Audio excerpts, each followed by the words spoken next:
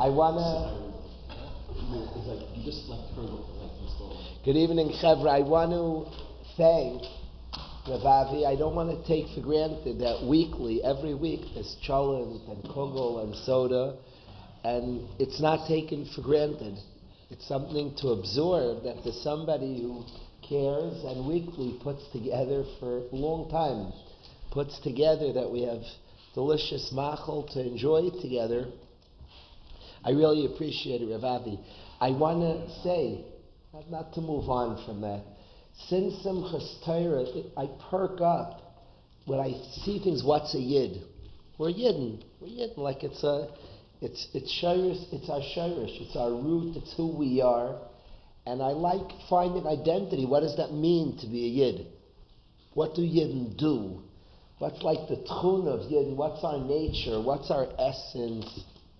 Who are we fundamentally? Who we are? And in Parshas Kiseitze, there's a very good clue, the Ramban, where it says there's people who can't join our people. The Psukim say, "Lo yavei Amoni me'avi b'kal Hashem." Ammon and Moav can never join our nation. Gam dara asiri lo yavei lem b'kal Hashem ad olam. I think if we want to know who we are, let's see who can't become one of us, who can never join. They can never be the Kal Hashem. And the Torah says, "Al dvar shaloi kidmu eschem belechem v'mayim," because they didn't bring out bread and water b'derech b'tzeischem in Mitzrayim. We were leaving Egypt, and they didn't greet us with food, with lechem u'mayim, and they hired Bilam ben Ba'ar from Pesar aram Narayim to curse us. So that's these two nations that can never join Klal Yisrael. The Ramban says, "Vanire Elai." What's the secret? So certainly we know that Yidden are goyim lechasadim, but many goyim don't do the chesed of Yidden. That's dvarim pshutim. What is it? What is it about these people, this specific goyim, that precludes them from coming to Kal Hashem? My wife worked with goyim for many years, and she said there are a lot of good goyim. She was like the God-fearing of goyim, Tzelem Elokim. To teach our children all goyim are bad is just a sheker. It's not good to lie to our children. It's a mishnah, Chaviv and Adam Shenivra B'Tzelem. And when we teach untruths, our kids are going to go out to the world and see the truth. There are a lot of good goyim. She was impressed with stuff. But she said they don't have the chesed of the Yidden. She saw it. She gave examples of it. Things that by Yidden, like Yidden are noyig chesed. It's interesting. She felt the big families of Yidden, because like we're born for chesed. Goyim don't have the chesed of Yidden. Who thought? What? Who thought? My wife was saying that she experienced that. She experienced they were good, but she... No, they have big families. Who does? Who said they have big families? No, my wife was saying she didn't see as much chesed. I'm saying it could be that's part of the Siba Yidden, that big mishpachas. It could be. That's part that we're into chesed, that chesed's a big sugya by us.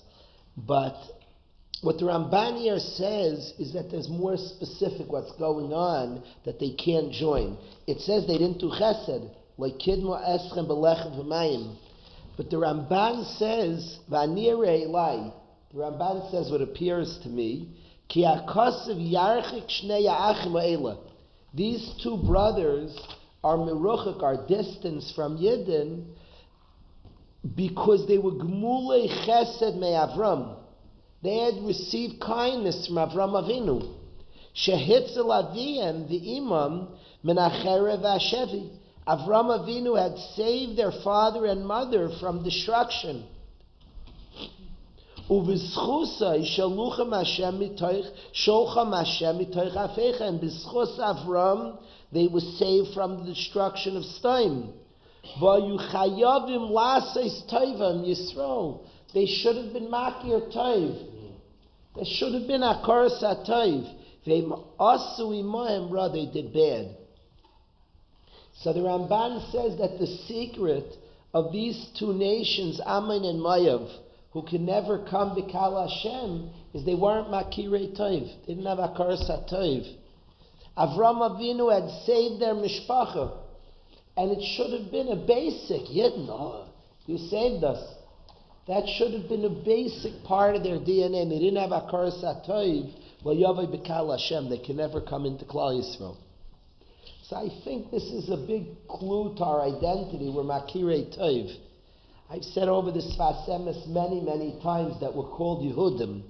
The Sfas Emes has a lashon. We're Maida al Davar Gadol Davar Katan. We're thankers. We're Makirei Toiv. It's like part of a Yid. A Yid's a Makir Toiv. A Yid notices goodness. I think it's like an outstanding feature of a Yid. We have a certain positivity amidst difficulty as well. We're people who notice the Chesed Hashem. We're Yehudim. We're thankers. We're Makirei Toiv. We notice the good that's done. We appreciate kindness. That's like essence of a Yid. And the secret of Amin and Mayav, they didn't do Chesed, it's true. And Yidna Bali Chasadim, but it's deeper than that. They didn't have Akaras HaToiv. Avram Avinu had saved light, and Amin and Mayav come from light. And as such, there should have been in their bones Akaras HaToiv. They're the people that started, our people. There should have been a gratitude. And since there wasn't a gratitude, they can't become a Yid. So we have an identity. A Yid is a Makir Toiv. It's full of gratitude. It's what we are, gratitude. Akaras HaToiv. We're people that are appreciative of the good that's done to us. People do good to us, are rewarded.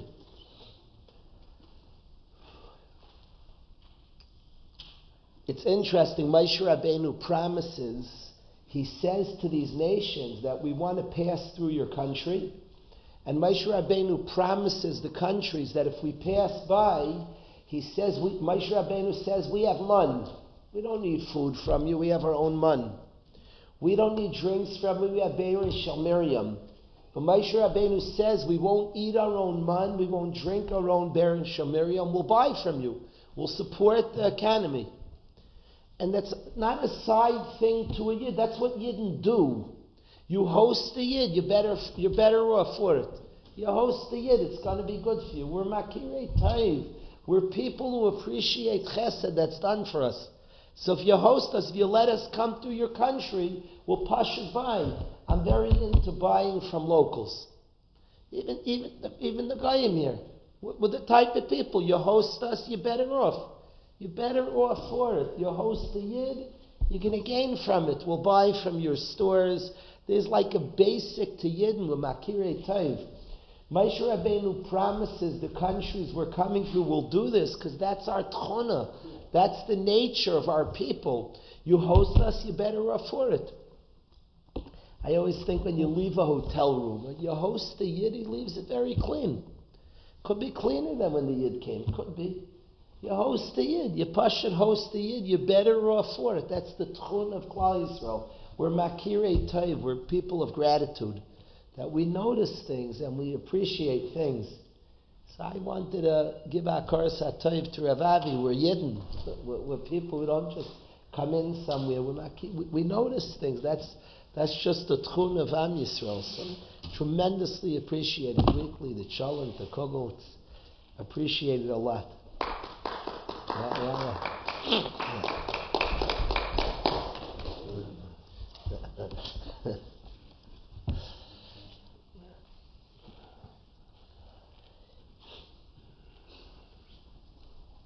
Of course, the start of our people, the whole start is Avram Avinu, who recognizes a Bari, who cares for us. He feels the love of Hashem. The whole start of our nation is Avram Avinu. Of course, he produces. It's no chiddush in Avram Avinu, who receives and feels the chesed of Hashem. Of course, his people, the tchuna, I would guess. If I didn't know this, I would guess that his people are Makirei Toiv. That's part of an Avram Avinu, who's like receives the goodness of Hashem, who wants us to see and appreciate and be sensitive and be aware to the kindness from Shemayim. So is it a wonder that the people of Hashem are Makirei Toiv? Is it a kasha that Ammon and Mayav, who's lacking this basic gratitude of a nation saves them, Avram Avinu saves them, and they're not Makir Toiv back? Lo Yavai B'Kal Hashem. That's not a people that can come B'Kal Hashem. They don't have the basic attribute of a people of Makirei Tov. I wanted to chazer over a Rashi that we've learned before at the end of Kisei Tzei. I think in the situation that Am Yisrael is in, such a Rashi sticks out and means more. Such a Chazal sticks out and means more. And the Psukim speak about being honest in business. It speaks about not having measurements and weights that are off. And of course, right after it speaks, Evan Shleima v'tzedek yelach, Eifa Shleima v'tzedek yelach, right after, and it says, Tayeves Hashem l'kech kolois eila, kolois avel. It calls it a Tayeves Hashem. Somebody who's not honest and not straight in business, the Tayeves Hashem. And right after is Zachar is Asher Asa l'cha Amalek. Right after speaks about the devastation that Amalek brings. And Chazal tell us, if we're dishonest in measurements, then we have to be afraid of the arrows of the enemy.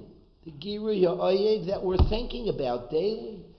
I come home from yeshiva, I look at my wife's phone to see, is the Girui Ha'oyev, are we safe from the Girui Ha'oyev, from the arrows of the enemy?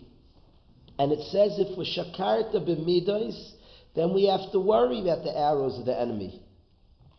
And of the opposite, that if we're careful with midos and mishkalos, if we're honest, then we're protected migiri ya'iv. So the care and the concern in all our dealings of mammon, to deal with an honesty, to be very, very careful in money and mishpat matters, is the protection against the Giru Ya'ayiv, and this is something we're thinking about. I want to point out at the end of Parsha Shoftim, so the Torah speaks about Kisatzer Ar-Ir Yamim Rabim Lilachim Alah. If you gather up against a city to attack a city, so it says, if Klal Yisrael, the armies of Hashem, are fighting a city, and we're trapping a city, and we want to break into the city to capture the enemy, you're not allowed to destroy a tree, garzen. We want to build some sort of battering ram to break into the city. You're not allowed to cut down a fruit-bearing tree. Ki mimenu seichel, if you eat from that tree, and you can't cut down a tree. Ki ha'adam eitz asada. Is the tree a person? You're attacking your enemy. Don't touch a tree. Don't touch a tree. Don't damage a tree. Eitz asher teda, only a tree you know. It's not an eitz machal. It you can cut down in order to make a garrison. Picture the scene. You're fighting a war. We're fighting a war. The desperation war is the lives that are on the line. And the Yiddish armies, mitzvah, don't cut down a fruit-bearing tree. It's the topic of the day. It's the topic the whole world is looking into, collateral damage. And the preciousness of a Yid, there's nobody, Mika Amcha Yisrael. The preciousness of a Yid, I heard from a British general, I heard him say over, okay, he said in the history of warfare, he doesn't believe there's an army that's more careful not to hurt human life other than the people they're fighting than the Jewish army. That's what a guy pointed out. There's a din in the Torah on a Jewish army. Here's war. Things are messy at war. Things get damaged, collateral damage, and it would be normal. Quickly chop down the tree. We got a ram. Don't touch a fruit-bearing tree. Kimimenu seichel. The care and the concern for every item. You're not allowed to touch a fruit-bearing tree. A Yid's emunah. Hashem runs the world at the difficult time. There's an emunah. And the care of a Yid, that a Yid is not a destroyer. An enemy, the Yid destroys, but Yid is so careful. Bal Tashchis. You know, the beauty of Bal Tashchis, that everything's precious, everything counts. Bal Tashchis is a midah, that things count and things are important. And a Yid's a fixer, not a destroyer. A Yid builds and doesn't destroy. At the time that the Yid's Isaac in destruction, but the Yid's keenly aware we're builders, not destroyers.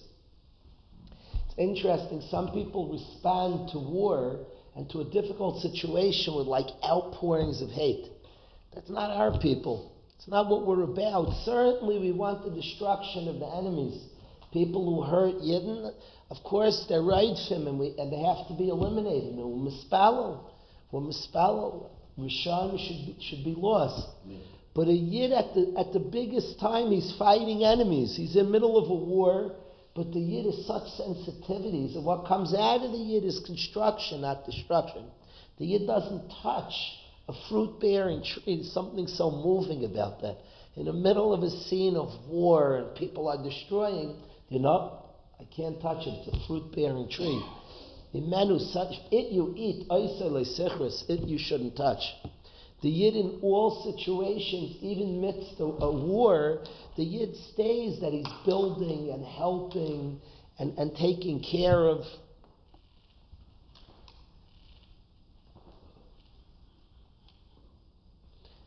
Somebody was commenting on in Eretz Yisrael, there's an Arab population that's well taken care of. Somebody was like confused by it, that the hospitals are treating. It's very pshutim that's the behavior of a Yid. In eitz, a tree, that it's an eitz machal, you don't cut it down. The meat of a Yid, the anhag of a Yid is constructive and not destructive. Even as destroying the enemies, he doesn't become a person who just randomly destroys. He's destroying the specific enemy that he has to destroy. That's the construction for the kindly Rishon Hagadeya. A person is a Rush, a person is a Raidif, but the Yid stays ever pure. So I wanted to read those psukim as well. I wanted to share this week in Yeshiva Bayas, the Chevra came, a whole Chevra came to Yeshiva. I wanted to, and our children have returned back to their schools, their yeshivas. I wanted to share in the Pshischa. In Pshischa, the Rebbunim would tell every single guy who came to Pshischa the following mashal. Everybody here probably, I assume everybody knows the mashal. I know the mashal. I want to say it again because I want to feel it again. I want to tell you the mashal that Rebbunim of Pshischa would tell. Everybody knows the mashal. I don't know if you know that Rebbunim would tell everybody who came to Pshischa this mashal. It's an important mashal. In my dining room, a bacher came this summer, and he started saying over like his challenges in life. Very fascinating and special person. And he asked me, Rabbi, do you have the answers in yeshiva?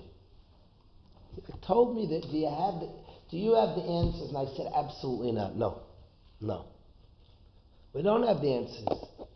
And I told him we have room for you and your problems, and the room for me and my problems. No answers. It's just room for your problems. But I want to tell over Rabbanim of Pshischa what he said, because I think it's a truth for us all. We're in Chodesh Elul, and this truth we have to chazer for us all. Rabbanim of Pshischa would tell every single guy who came to the yeshiva the following mashal. He would say there was a Yid on one end of the world who was lived with tremendous aneus. He was a very poor man. And he had a recurring dream. This Yid kept dreaming over and over and over that on the other side of the world, in the back of some king's palace, in the backyard, there's a tremendous amount of wealth there. And he had this recurring dream, repeated dream, that in the backyard of some king, there's tremendous wealth. If they're having the dream enough times, the Yid said, maybe there's a truth to this dream. He keeps having the dream. So he travels to the other side of the world, and he starts digging. He starts digging to find the treasure. He goes to the other side, and he starts digging in the backyard of the king to find it. A guard comes out, guns pointed, and loses it on the inside. I'm killing you right here and now. You're in the backyard of the palace of the king. You're digging. I'm gonna end your life right now. What are you doing? So the Yid starts crying. The Yid will call him Heschel. This Yid, Heschel, starts crying, and he says to the guard, please don't kill me, I'll just tell you what happened. He said, for half a year I'm poor like crazy, and I've been dreaming for half a year that in this palace in the backyard there's a treasure. So I came here to get it. What do you want from me? So the guard said, you're so stupid, Yid. He said, I've been dreaming for half a year that there's a Yid on the other side of the world named Heschel, that he has a treasure in his backyard. Do you think I'm running there to dig it up, to find it? So the Yid goes back home, digs in his backyard, and finds a treasure. That's the Ma'aser Rabbanim said. Rabbanim would tell every single guy who came to Pshischa, you're coming here to find treasures. What I am the king's guard. I'm just going to tell you it's in your own backyard. And he said in Pshischa, people learned that the treasure's in them. People learned in Pshischa the treasure, the answers are in us. He wasn't trying to be funny or injured. We don't have the answers about you. We'll show you. We'll encourage that.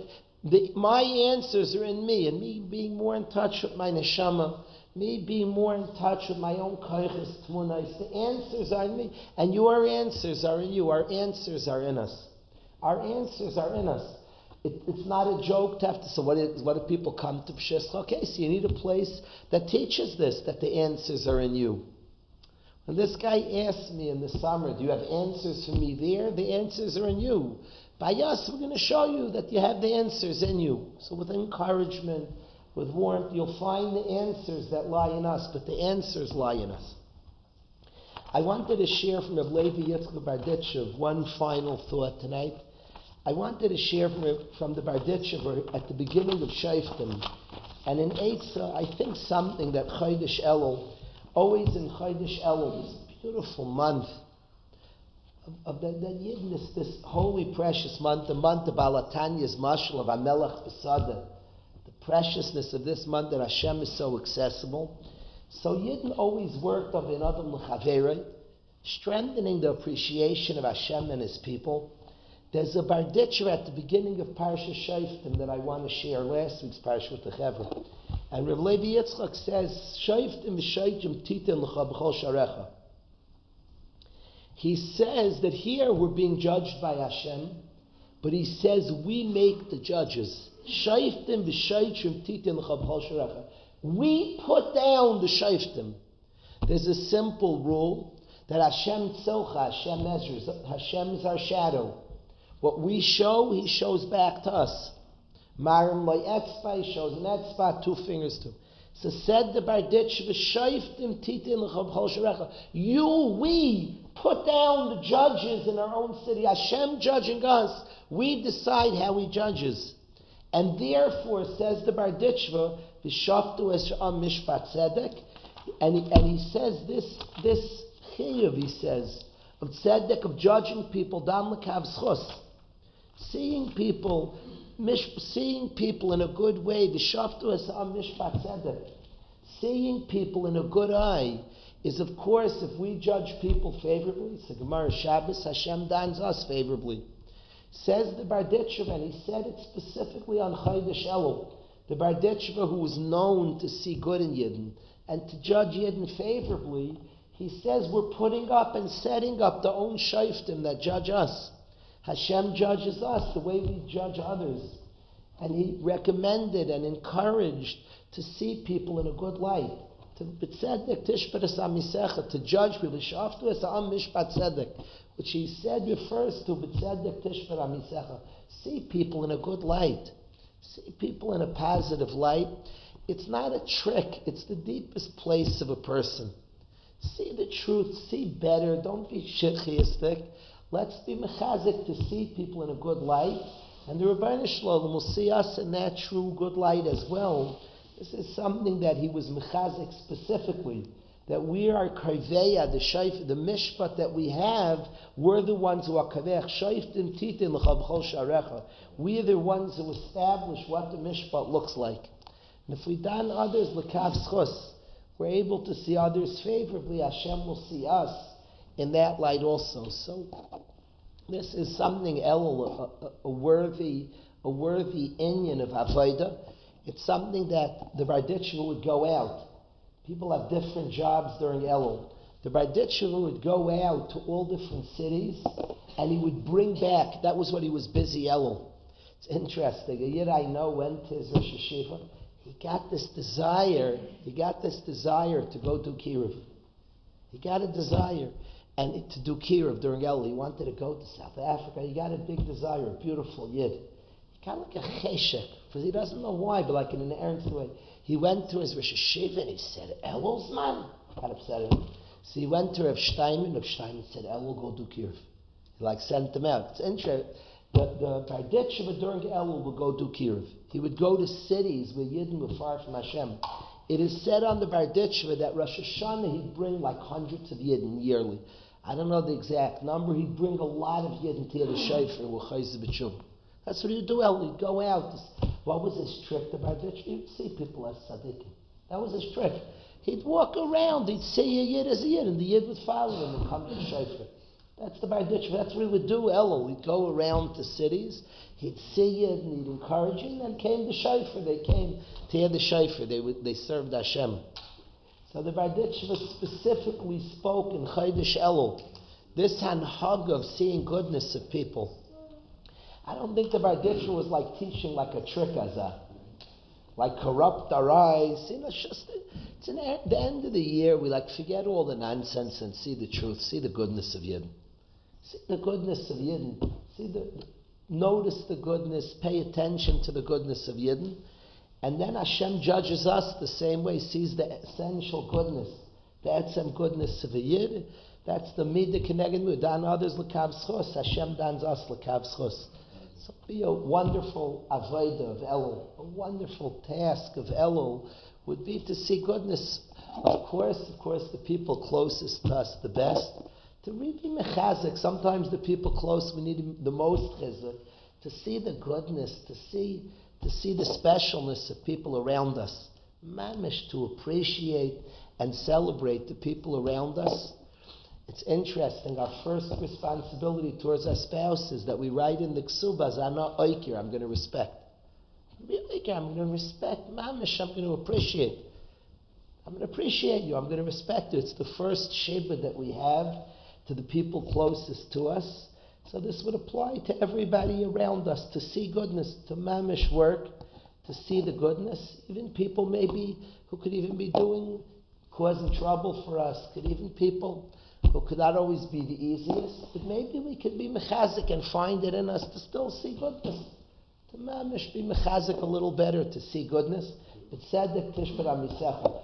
The midah keneged midah, we judge others' favor, we will mamish kaiveya the whole mishpat. Then there's no question what happens in the din. The din is exactly what we b'derech shadam that's maidim lay, and we see others in a good way. So then we're judged in a good way. All of us should be zeicher, to have good eyesight, to see the goodness of Yidden, to judge people with tzedek tishbar amisecha, to give people the benefit of the doubt, to see the goodness that is so there and profoundly there, not to be distracted.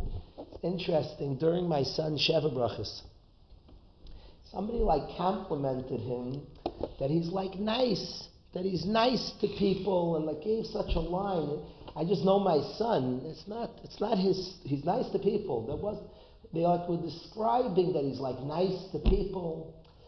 And he's nice to people. He happens, what they were describing is he happens to have a sense for big souls. He appreciates, doesn't get distracted by things that distract others. He has a big time. We were away at a Pesach hotel, and maybe other people just don't look past. For whatever reason, he like notices. He'll bring to our table, and we're all at the whole family's nishtaimim. He discovers big neshamas, and Yidden have a greatness to them. The Berditchever would be busy Elul, like collecting Yidden, and noticing them, and appreciating them. By the time the shofar, he noticed, he brought back armies of good Yidden to hear the shofar. So if we could be mechazik Elul, what an avodah of Elul, that we would see goodness. We bring our own children, our spouse, our relatives, our friends, Yidden, people on our block, and we would see goodness, would uplift the people. It's probably the biggest impact that we could have on another person. Is it fair to say, Rabbi Yehuda, the biggest impact you have on another person is see them as good? That's the biggest. What could we do bigger for somebody? See them as a good mensch, as a person. We appreciate them. We see goodness in them. That uplifts the person. That would be an avodas. Elul will be like the Berditchever during Elul. Will also bring people more mechuzik to the Tkiyah Shofar. And we saw others in that light, so then we know what the din is. So then we're seen in such a beautiful light as well.